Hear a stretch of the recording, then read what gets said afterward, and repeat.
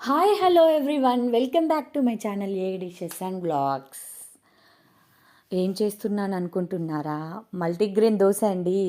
నా ఛానల్లో అడిగారు చాలామంది, అందువల్ల నేనైతే కమెంట్ చేయకపోయినా ఇండివిజువల్గా అడిగారు, అందుకని సేమ్ కప్పు మెజర్మెంట్స్ తీసుకోండి. ఏ కప్పుతో అయితే మీరు పచ్చజొన్నలు 1 కప్పు, సజ్జలు 1 కప్పు, రాగులు 1 కప్పు, మినపగుండ్లు 1 కప్పు, పెసరపప్పు 1 కప్పు, 1 కప్పు బియ్యం, మీరు ఏ కప్పుతో అయితే తీసుకుంటున్నారో అవి 6 అదే కప్పుతో తీసుకోండి. ఆ కప్పులో 1/2 కప్పు పచ్చిపప్పు తీసుకోండి, పచ్చెనపప్పు అంటారు కదా, 1/2 కప్పు సగ్గుబియ్యం తీసుకొని 2 టేబుల్ స్పూన్లు మెంతులు తీసుకోండి. ఇవన్నీ బాగా కడగండి, ఎందుకంటే రాగుల్లో ఎక్కువ దుమ్ము వచ్చేస్తుందండి.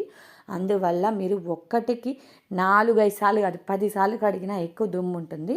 కడిగి వాటర్ పోసి మినిమం 8 అవర్స్ కంపల్సరీ నానాలండి. ఎప్పుడైనా అన్ని పప్పులతో చేసేవి దోశలు ఎక్కువసేపు నానితేనే మనకి గ్యాస్ట్రిక్ ప్రాబ్లం లేకుండా ఉంటుంది. ఎక్కువసేపు నానాలి. నానిన తర్వాత 8 అవర్స్ తర్వాత చూడండి బాగా నానిపోయాయి. ఆ వాటర్ అన్నీ వంపేసి నెక్స్ట్ ఫ్రెష్ వాటర్ తీసుకొని మళ్ళీ ఇంకొకసారి కడిగి మిక్సర్ జార్లో కొంచెం కొంచెంగా వేసుకొని, మెత్తగా కాకుండా మరీ అలా అని వాటర్గా కాకుండా దోశలు ఏ విధంగా, దోశల బ్యాటర్ మీరు ఏ విధంగా అయితే ప్రిపేర్ చేస్తారో అదే విధంగా ప్రిపేర్ చేసుకొని పెట్టుకొని చూడండి. ఇలా ప్రిపేర్ చేసుకొని పెట్టుకున్న తర్వాత మొత్తం పిండి మొత్తాన్ని నేనైతే ఒక దాంట్లో పట్టదని పొంగిపోతుందని మార్నింగ్ వరకు రెండిట్లో వేసి పెట్టేశానండి. ఇలా పెట్టుకున్న పిండిని మార్నింగ్ వరకు చూస్తే బాగా పొంగిపోయి ఉంటుందండి. నేనైతే కొంచెం సాల్ట్ వేసి కలిపేశాను కూడా, ఆల్రెడీ పొంగిపోయిందని. మీరు దోశలాగా నాన్ స్టిక్ ప్యాన్లో దోశలాగా వేసుకొని ప్యాన్ హీట్ అయిన తర్వాత పల్లి కొబ్బరి చట్నీతో తింటే టేస్ట్ ఉంటుందండి, సూపర్ ఉంటుందండి. మల్టీగ్రెయిన్ దోశ అండి, టేస్ట్ అయితే సూపర్ ఉంటుంది. Compulsory must and should try చేయాల్సిన.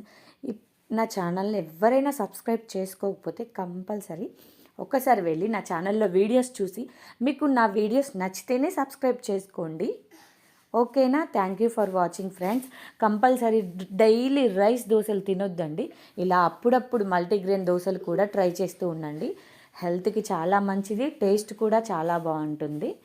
ఫస్ట్ టైం నా ఛానల్ని చూస్తున్న వాళ్ళైతే సబ్స్క్రైబ్ చేసుకోవడం మర్చిపోవద్దండి. వీడియో మొత్తం చూసేసి సబ్స్క్రైబ్ చేసుకోకుండా లైక్ కొట్టకుండా వెళ్తే ఏముంటుంది చెప్పండి? ఒక లైక్, ఒక సబ్స్క్రైబ్ ఇవ్వండి. Thank you for watching.